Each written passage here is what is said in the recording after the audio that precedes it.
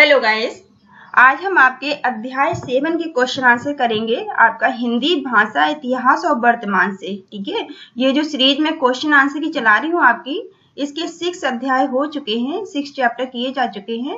वो आप playlist check कर लीजिए, वहां आपको मिल जाएंगे। ठीक है, ये इग्नू का BHDE 106 या फिर EHD कोड कोई भी हो सकता है, एक ही सब्जेक्ट है, 06 का है। ठीक है, अभी तक जितने भी क्वेश्चन आंसर पूछे गए हैं पिछले 10 सालों के, वो सारे हम यहाँ पे कर रहे हैं। ठीक है, इनसे बाहर कुछ भी नहीं आएगा। आप अच्छे से वीडियो को देखिए। चलिए स्टार्ट करते हैं। 7 अध्याय है आपका, इसका नाम क्या है? पाली। इसमें हम पढ़ने वाले हैं पाली, प्राकृत और अपभ्रंश के बारे में। ठीक है, इसमें जो हम क्वेश्चन आंसर करेंगे वो किससे रिलेटेड होंगे? पाली। ठीक है, ये भाषा है पाली, प्राकृत और अपभ्रंश से। इनके क्वेश्चन आंसर को हम करेंगे आज। ठीक है, फर्स्ट क्वेश्चन आपको दिया गया है, मध्यकालीन भारतीय आर्य भाषाओं के विकास के विभिन्न स्तरों पर चर्चा कीजिए। ठीक है, मध्यकालीन याद रखेंगे आप, मध्यकालीन भारत की बात की जा रही है। जो मध्यकालीन भारत में आर्य भाषाएं जो थी, ठीक है, आप इतने याद रखिए क्वेश्चन। जो मध्यकालीन भारतीय आर्य भाषाओं के विकास की यहाँ बात की जा रही है। आपसे पूछा गया है कि मध्यकालीन भारतीय आर्य भाषाओं के विकास के बारे में। ठीक है, इनका किस किस तरह से विकास हुआ है? उत्तर है आपका इसमें, इस पूर्व 500 तक प्राचीन आर्य भाषा का समय था। ठीक है, प्राचीन आर्य भाषा का समय कब तक था? ईसा पूर्व। ठीक है, ईसा पूर्व 500 तक प्राचीन आर्य भाषा का समय था। इस युग में प्रमुख भाषा संस्कृत थी। ठीक है, इस टाइम में जो मेन भाषा हुआ करती थी वो क्या हुआ करती थी? वो संस्कृत हुआ करती थी। ठीक है, जो वैदिक संस्कृत और लौकिक संस्कृत नाम से 2 रूप में विद्यमान थी। ये भाषा किस किस रूप में विद्यमान थी? इसको 2 पार्ट में डिवाइड किया गया था। पहला ये था वैदिक संस्कृत और दूसरा था लौकिक संस्कृत। ठीक है, ये हम पहले के चैप्टरों में भी पढ़ चुके हैं, वैदिक संस्कृत और लौकिक संस्कृत के बारे में। ठीक है, तो ये जो भाषा थी, जो वैदिक संस्कृत और लौकिक संस्कृत नाम के 2 रूपों में विद्यमान थी। संस्कृत भाषा का जन भाषा के रूप में लगभग ईसा पूर्व 500 तक प्रचलन समाप्त हो गया था। ठीक है, आप यहाँ पे याद रखेंगे, जो संस्कृत भाषा थी हमारी, संस्कृत भाषा का जन भाषा का मतलब होता है जो हमारी आम बोलचाल की भाषा होती है। ठीक है, उसे जन भाषा कहते हैं, जिससे हम कम्युनिकेशन कर सकते हैं, अपनी बात एक दूसरे को कह सकते हैं, आम जो बोलचाल की भाषा होती है। तो संस्कृत भाषा का जन भाषा के रूप में लगभग ईसा पूर्व 500 तक प्रचलन समाप्त हो गया था। ये चीज आप याद रखेंगे कि इसका प्रचलन 500 तक समाप्त हो चुका था। आधुनिक युग तक भारत में संस्कृत भाषा के माध्यम से लेखन की परंपरा बनी रही। ठीक है, अब आधुनिक भारत जो था, आधुनिक भारत में अब सिर्फ लिखने के काम में आने लगी, ना कि जन भाषा रह गई। ठीक है, जन भाषा तो इससे पहले समाप्त हो गई, लेकिन संस्कृत अब भी आधुनिक भारत में भी, आधुनिक युग में भी ये लेखन की भाषा बनी रही। जो किताबें लिखी जाती थी वो संस्कृत में लिखी जाती रही। ठीक है, तो आधुनिक युग तक भारत में संस्कृत भाषा के माध्यम से लेखन की परंपरा बनी रही, मतलब लिखने की भाषा संस्कृत बनी रही। जन भाषा के रूप में संस्कृत के स्थान पर उसके परिवर्तन या विकास रूपों का प्रचलन शुरू हुआ। ठीक है, अब यहाँ पे क्या होने लगा? उसके आगे जो संस्कृत भाषा थी, इसके रूप बदलने लगे, या संस्कृत भाषा में परिवर्तन करके, इसका विकास करके प्रचलन में आने लगी। ठीक है, इसमें परिवर्तन किए गए। ईसा पूर्व 500 से लेकर ईसवी 1000 तक। ठीक है, ईसा पूर्व 500 से लेकर ईसवी 1000 तक के समय को भारतीय भाषाओं के संदर्भ में मध्य युग कहा जाता है। ठीक है, 500 से लेकर 1000 तक का जो समय था वो भारतीय भाषाओं के संदर्भ में क्या कहा जाता है? मध्य युग कहा जाता है। इस युग में पाली, प्राकृत आदि भाषाएं जन भाषा या फिर बोलचाल के रूप में अस्तित्व में आई। ठीक है, और इसमें क्या कौन कौन सी भाषाएं आ गई? इस युग में पाली और प्राकृत जो भाषाएं थी वो बोलचाल की भाषाएं बन गई। ठीक है, प्राचीन संस्कृत साहित्य के विशेषकर नाटकों में कुछ पात्रों के मुंह से प्राकृत आदि भाषाओं के संवाद शामिल किए गए। ठीक है, जो प्राचीन संस्कृत साहित्य में जो विशेष करके, ठीक है, खास करके नाटक हुआ करते थे, अब तो नहीं होते, पहले आपने भी सुन रखा होगा कि बहुत नाटक हुआ करते। आज भी शायद आउटर में जैसे गांव वगैरह हैं, वो आज भी नाटक का प्रचलन शायद होगा। ठीक है, लेकिन पहले तो हर जगह ही नाटक हुआ करते थे, क्योंकि टीवी नहीं थी। ठीक है, टीवी का इतना प्रचलन भी नहीं था उस टाइम, अगर थी भी तो बहुत कम लोगों के पास थी, या फिर इतना प्रचलन नहीं था टीवी का। तो ये नाटक के द्वारा ही लोग मनोरंजन किया करते थे।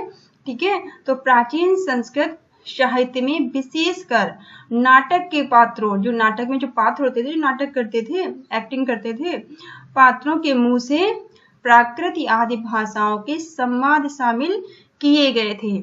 इसका आधार संस्कृत उच्च वर्ग के शिक्षित व्यक्तियों की भाषा थी। ठीक है, जो अब संस्कृत भाषा थी वो किसकी भाषा रह गई थी? जो काफी अच्छे पढ़े लिखे लोग हुआ करते थे, उनकी भाषा थी अब ये। इसका आधार क्या था? संस्कृत उच्च वर्ग मतलब जो काफी पढ़े लिखे लोग होते हैं। ठीक है, शिक्षित व्यक्तियों की भाषा ये बन गई थी। प्राकृत जन सामान्य की भाषा थी। प्राकृत कैसी भाषा थी? ये जन सामान्य की भाषा थी, आम बोलचाल की भाषा थी प्राकृत। ठीक है, प्राकृत उस समय आम बोलचाल की भाषा थी, जन सामान्य की भाषा थी। अब आ जाते हैं मध्यकाल के वर्गीकरण। ठीक है, अब मध्यकाल में किस तरह से वर्गीकरण हुआ है?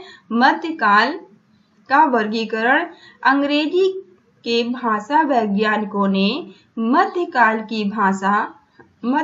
की सभी भाषाओं को प्राकृत भाषाएं नाम दिया। ठीक है, अंग्रेजी के जो भाषा वैज्ञानिक थे, ठीक है, अंग्रेजी के जो भाषा वैज्ञानिक उस टाइम थे, उन्होंने मध्यकाल की जितनी भी भाषाएं थी, मध्यकाल की सभी भाषाओं को क्या नाम दिया था? प्राकृत भाषा नाम दिया था। इसलिए उन्होंने निम्न प्रकार का वर्गीकरण प्रस्तुत किया। इसलिए उन्होंने इसे डिवाइड कर दिया, वर्गीकरण कर दिया। प्रथम प्राकृत, ठीक है, द्वितीय प्राकृत और तृतीय प्राकृत में। ठीक है, तो जो पहली प्राकृत भाषा थी वो कब से कब तक रही?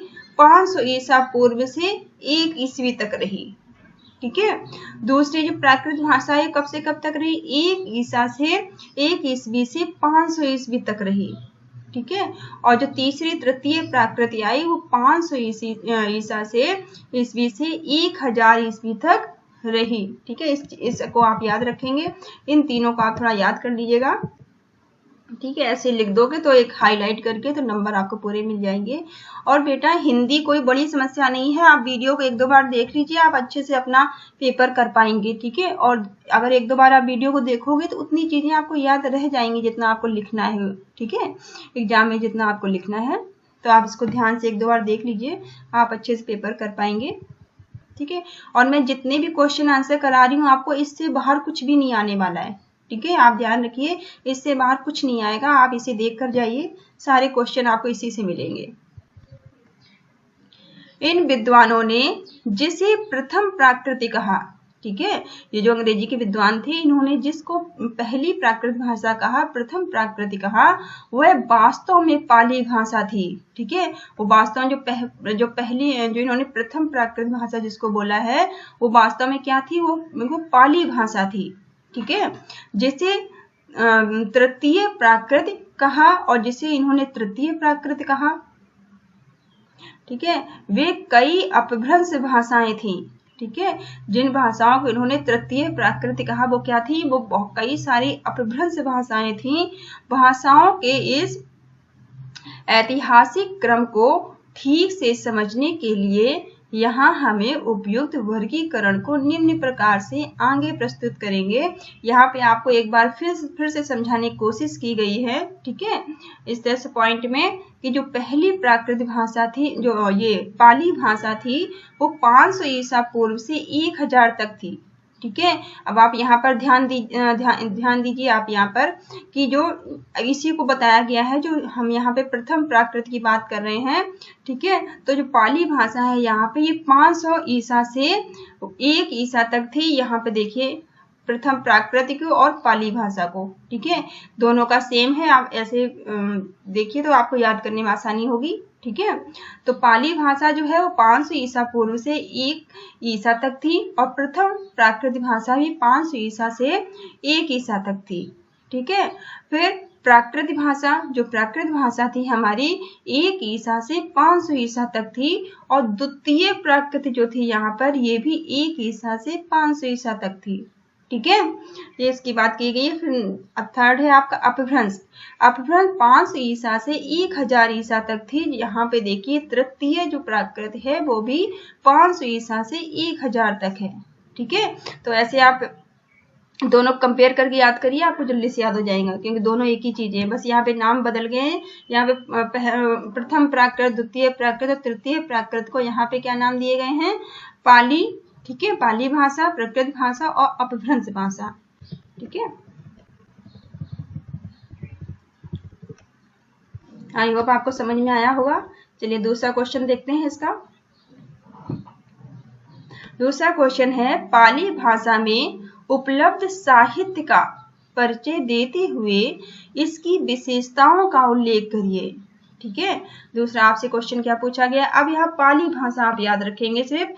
देखिए आपसे क्वेश्चन ऐसे ही पूछा जा सकता है जैसे ऊपर दिया गया, पाली भाषा में उपलब्ध साहित्य का परिचय देते हुए इसकी विशेषताओं का उल्लेख करिए, या फिर आपसे ऐसे पूछा जा सकता है कि पाली भाषा पर टिप्पणी करिए, ठीक है।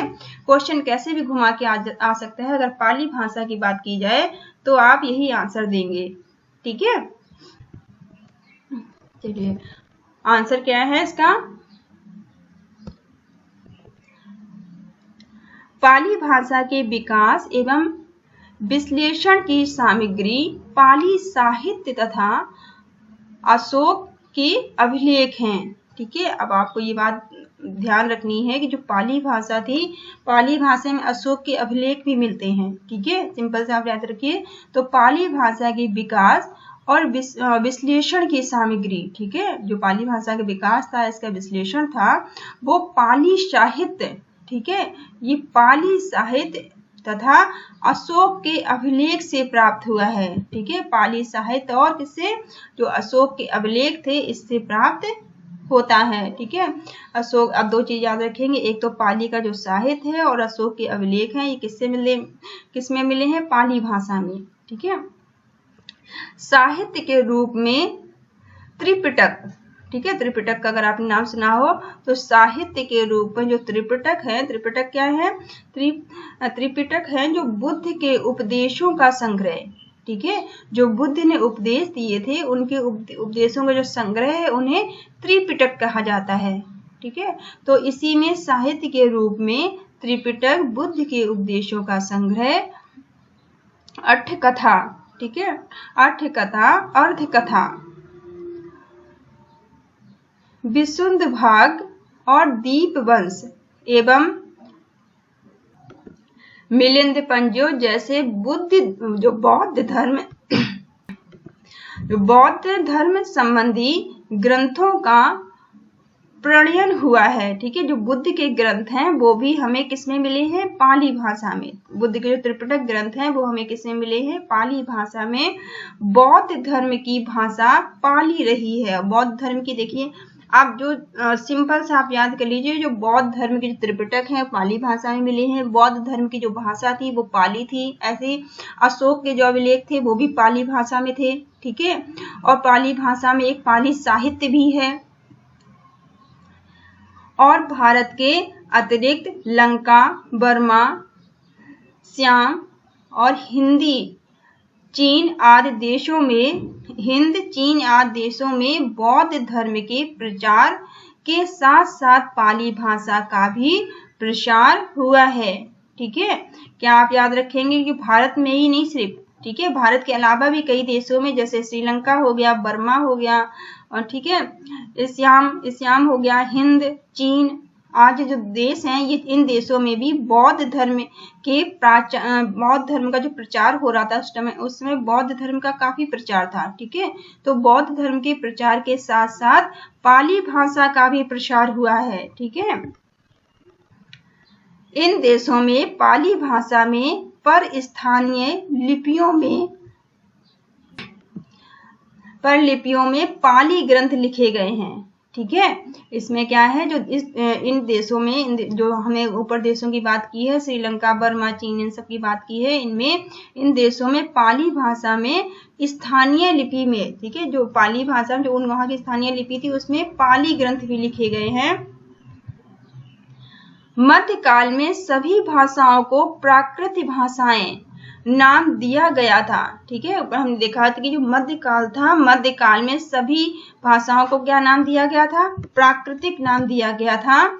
जिसे पहले प्राकृत कहा जाता था वह वास्तव में पाली भाषा है। ठीक है, जिसे पहले प्राकृत कहा जाता था वास्तव में कौन सी भाषा थी, वो पाली भाषा थी।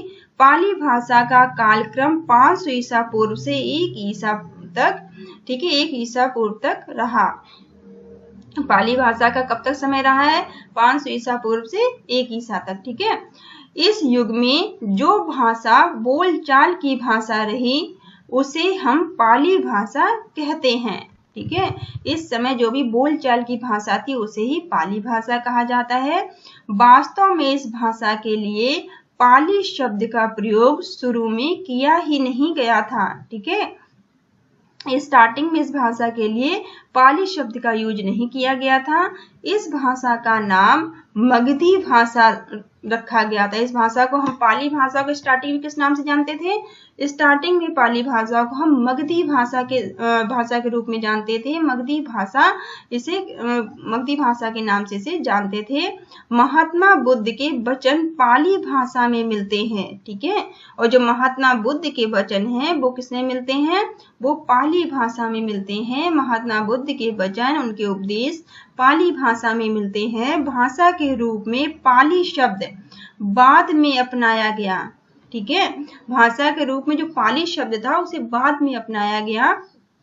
पहले पाली भाषा को मगधी के नाम से जाना जाता था। पाली भाषा के विभिन्न रूप नहीं मिलते हैं। ठीक है, पाली भाषा के ज्यादा रूप नहीं मिले हैं। पाली भाषा में 2 प्रकार का साहित्य मिलता है। ठीक है, पाली भाषा में कितने प्रकार का साहित्य मिलता है, इसमें 2 प्रकार का साहित्य मिलता है। पहला है त्रिपिटक। ठीक है, त्रिपिटक हमें पता है जो बुद्ध का संग्रह था उनके ग्रंथों का, जैसे सतत, विनय और अभिधम्म। ठीक है, इस तरह के मिलते हैं पिटक में जो दिए गए हैं। ठीक है, तो त्रिपिटक में कौन कौन से मिलते हैं, सतत, विनय और अभिधम्म, आप याद रखेंगे अभिधम्म। दूसरा है, इसमें दूसरा दिया गया है अनुपिटक। ठीक है, दूसरा अनुपिटक है। अनुपिटक में जातक, मिलन, पन्नुह और अट्ठकथा, महावंश आदि मिलते हैं। ठीक है, बौद्ध धर्म का प्राचीनतम रूप त्रिपिटकों में मिलता है। ठीक है, जो बौद्ध धर्म है, बौद्ध धर्म का जो प्राचीनतम रूप मिलता है वो किसमें मिलता है, त्रिपिटकों में मिलता है। ठीक है, ये तीनों ग्रंथ बौद्ध धर्म के आधार ग्रंथ हैं। ठीक है, ये 3 ग्रंथों को त्रिपिटक नाम दिया गया है और ये तीनों जो ग्रंथ हैं वो बौद्ध धर्म के आधार ग्रंथ माने जाते हैं। यह भाषा वैदिक संस्कृत के काफी निकट है। ठीक है, जो भाषा है, पाली भाषा है या जो बौद्ध के ग्रंथ जिसमें मिलते हैं, ये भाषा वैदिक संस्कृत के काफी करीब मानी जाती है, काफी निकट मानी जाती है। वैदिक संस्कृत से पाली का विकास क्रम चलता रहा। ठीक है, वैदिक संस्कृत से ही पाली का विकास क्रम चलता रहा। बौद्ध वचनों के अलावा पाली भाषा के अन्य प्रमाण अशोक के शिलालेख हैं। ठीक है, जो बौद्ध धर्म है, बौद्ध के जो वचनों के अलावा जो पाली भाषा के अन्य प्रमाण मिले हैं, जो दूसरे प्रमाण मिले हैं पाली भाषा के, वो कहाँ मिले हैं, अशोक के शिलालेखों में मिले हैं। ठीक है। अशोक के शिलालेख भी पाली भाषा में लिखे गए हैं। इनके कई शिलालेख हैं जिन्हें पाली भाषा में लिखा गया है। इसे अशोक के अभिलेखों की भाषा भी कहा जाता है। अब आप देखिए, अशोक के अभिलेख मिलने के बाद पाली भाषा को अशोक के अभिलेख की भाषा भी कह दिया गया। सम्राट अशोक ने भारत के विभिन्न क्षेत्रों में जनता को धर्म की सूचना देने के लिए और शासन की आज्ञाएं देने के लिए शिलालेखों पर पाली भाषा का प्रयोग किया। ठीक है। अशोक ने जो पाली भाषा का प्रयोग किया था वो किस किस रूप में किया था? अशोक ने सम्राट अशोक ने भारत में के विभिन्न क्षेत्रों में, भारत के अलग अलग जगहों में जनता को, लोगों को धर्म की सूचना देने के लिए, ठीक है, धर्म का ज्ञान देने की, धर्म की सूचना देने के लिए और शासन की आज्ञाएं देने के लिए, ठीक है, इसका इन्होंने इन शिलालेखों में किसका प्रयोग किया है? पाली भाषा का प्रयोग किया है। ये शिलालेख स्थानीय बोलियों के आधार पर लिखे गए थे। ठीक है, ये शिलालेख किसके आधार पर लिखे गए थे? ये शिलालेख जो हैं वो स्थानीय बोलियों के आधार पर लिखे गए थे। जहां जिस जगह वहां की बोली किस तरह से लोग समझते थे, बोलचाल की भाषा, उस रूप में लिखे गए थे। अतः इस भाषा के 3 अलग रूप मिलते हैं। ठीक है, और इस भाषा के 3 अलग रूप ही मिलते हैं, पूर्वी, पश्चिमी और पश्चिमी उत्तरी। ठीक है, इसके 3 रूप कैसे कैसे मिलते हैं? पूर्वी, पश्चिमी और पश्चिमी उत्तरी मिलते हैं। कुछ गुफाओं की दीवारों पर खुदे लेख भी पाली भाषा में मिले हैं। कुछ गुफाएं थी, लोग पहले गुफाओं में चले जाते थे, कॉपी किताब तो नहीं हुआ करती थी, कहीं कुछ भी लिख देते थे पत्थरों पर। तो कुछ गुफाओं में भी, कुछ गुफाओं की दीवारों में भी खुदे जो लेख मिलते हैं वो भी पाली भाषा में हैं। पाली भाषा की सामान्य विशेषताएं इस प्रकार हैं। ठीक है, पाली भाषा की जो सामान्य विशेषताएं हैं वो किस प्रकार हैं? ध्वनि स्वर। ठीक है, ध्वनि स्वर। पाली में संस्कृत की कई ध्वनियों को परिवर्तन आया है। ठीक है, पाली भाषा में संस्कृत की जो ध्वनियां थी उनमें परिवर्तन आ गया है, परिवर्तन किया गया है। जैसे कि पहला है ऋषि, ये ऋषि वाला जो यूज करते हैं हम, का उच्चारण खत्म हो गया। ठीक है, जो ये हम यूज करते हैं ऋषि वाले शब्द, उसका उच्चारण क्या हुआ? खत्म हो गया। जैसे नृत्य, ठीक है, और इसको किस तरह से यूज होने लगा? ये नीचे, नाक के नीचे लगा के नृत्य और निच तृण। ठीक है, निच तृण, तीर्ण और वृद्ध, बूढ़ो। ठीक है, बूढ़ो, इस तरह से इनका इस्तेमाल किया जाने लगा। फिर है नेक्स्ट ए, जो हमारा ए है तथा औ, ए और औ के स्थान पर ए तथा ओ का परिवर्तन हुआ। जहां ए और ओ का यूज किया जाता था वहां पर ए और ओ का प्रयोग हुआ। सेल, सेल, सेल को क्या कहा जाने लगा? सेल कहा जाने लगा। चोर, चोर को चोर कहा जाने लगा। ठीक है, इस तरह से चेंजेस हुए। फिर ये शा के स्थान पर सा ने ले लिया। जो शा और सा था, इसके स्थान को किसने ले लिया? इस जगह को, इसकी जगह को सा ने ले लिया। का उच्चारण परिवर्तन हुआ।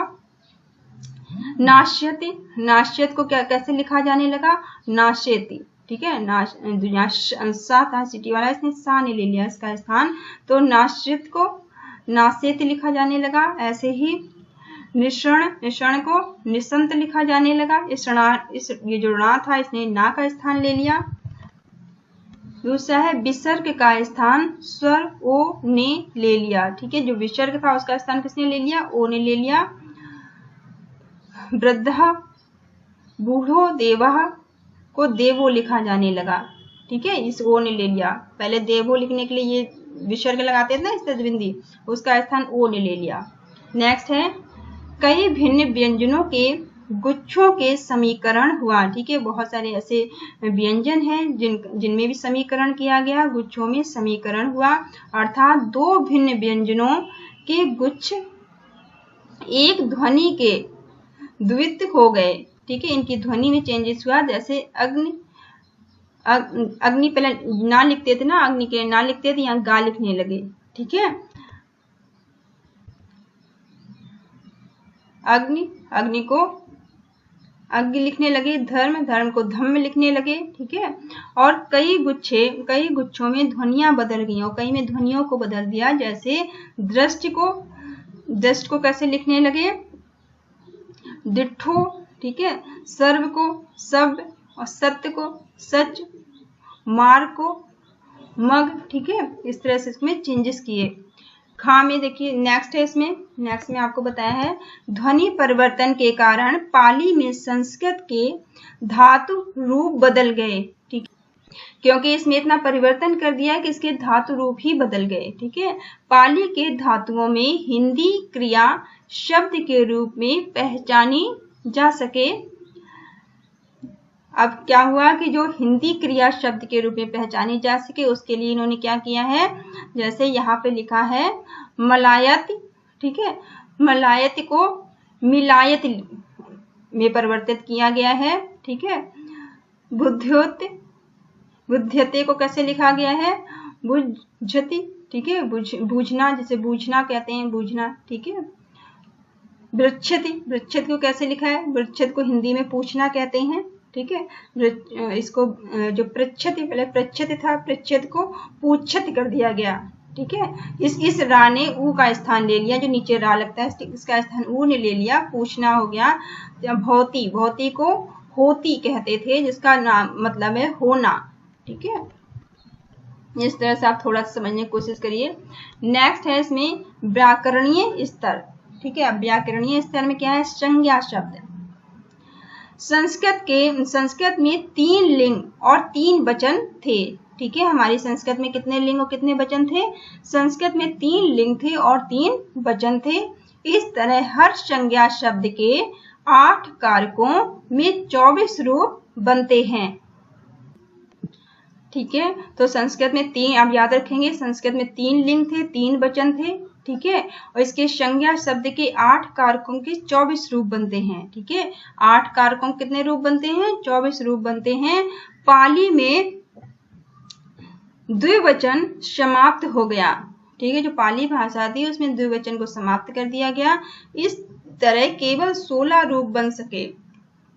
जब द्विवचन को समाप्त कर दिया गया तो इसमें सिर्फ 16 रूप इसके होने लगे।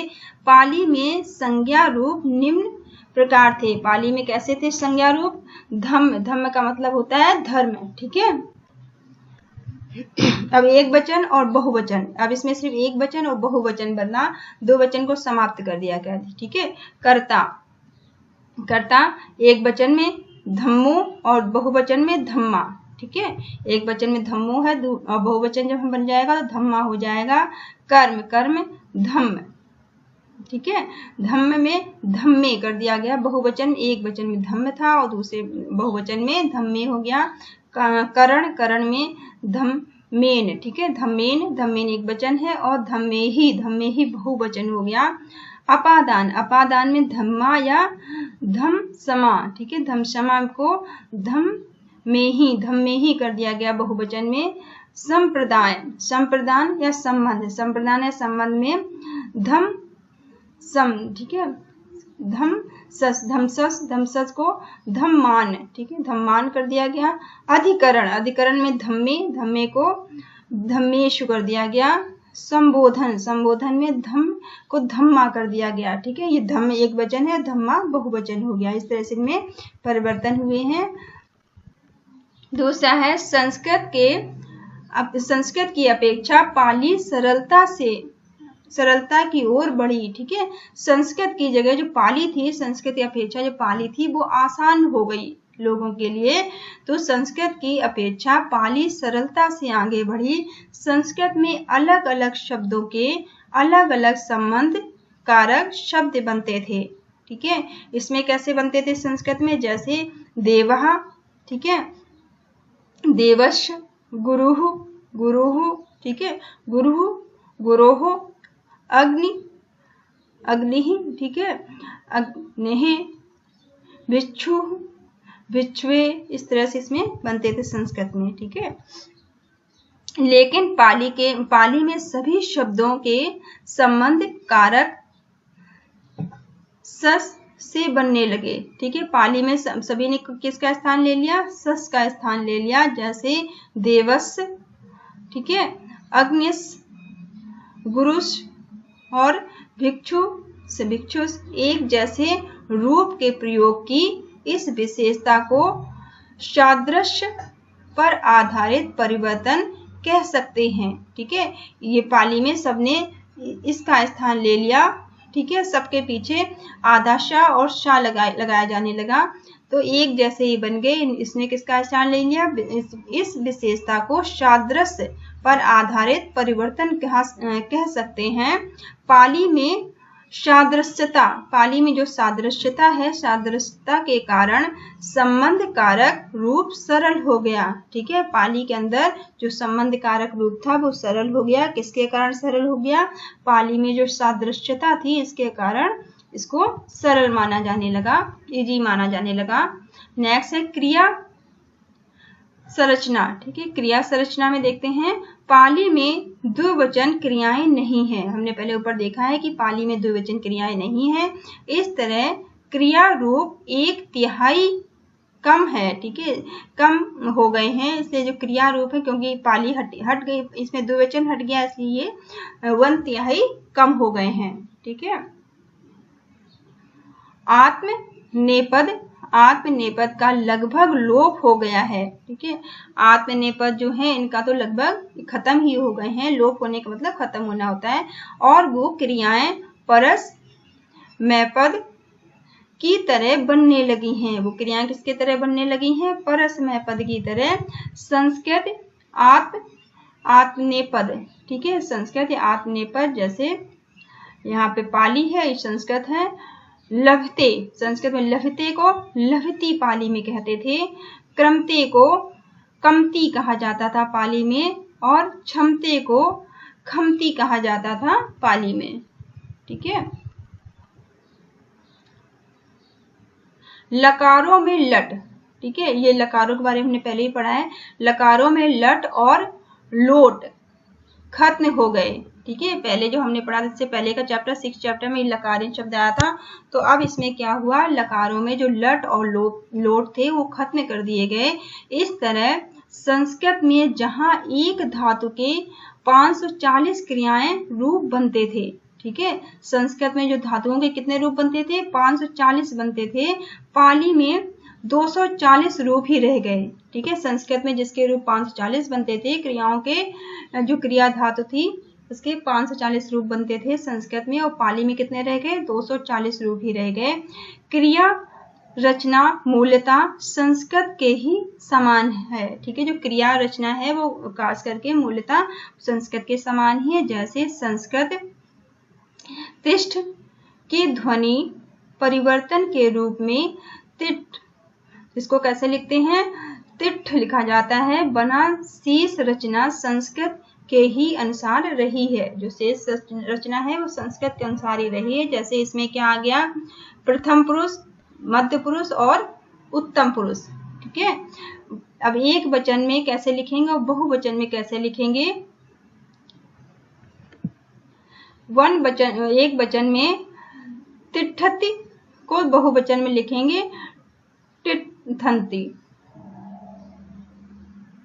ठीक है, और मध्य पुरुष में तिष्ठति और इसमें लिखेंगे तिष्ठत। इसको था में परिवर्तन हो गया ये। ठीक है, तो मध्य पुरुष में इसको कैसे लिखा जाएगा? तिष्ठस, और यहाँ पे ये सा की जगह क्या आ जाएगा? था आ जाएगा। तिष्ठत हो जाएगा यहाँ पे। उत्तम पुरुष में कैसे लिखा जाएगा? तिष्ठामि, और यहाँ पे हो जाएगा तिष्ठामि। ठीक है, इस तरह से आप देख सकते हैं इनके परिवर्तन को किस तरह से में किया गया है। चलिए, ये आपका क्वेश्चन यहाँ पे खत्म होता है। ये वीडियो काफी बड़ा हो रहा है, इसलिए इस चैप्टर की मैं 2 वीडियो बना दूंगी आपको। ठीक है, तो आप इसको अच्छे से देखिए और चैनल को लाइक करिए, सब्सक्राइब करिए, शेयर करिए। कोई प्रॉब्लम है तो आप मुझे कमेंट कर सकते हैं। ठीक है, किसी और सब्जेक्ट का आपको वीडियो चाहिए तो भी आप मुझे कमेंट करके बता सकते हैं। और हाँ, अगर आप PDF चाहते हैं तो आप मुझे अपना मेल ID दे दीजिए, मैं उससे मेल कर दूंगी। ठीक है, या फिर मैंने पहले के वीडियो मैंने आपको अपनी मेल ID बताई है, आप उसमें मुझे मेल कर सकते हैं। मेरी मेल ID है reena.misra2008@gmail.com। ठीक है, इसमें मैंने पहले की वीडियो में आपको दे रखी है mail ID. Thank you all of you, thank you for watching.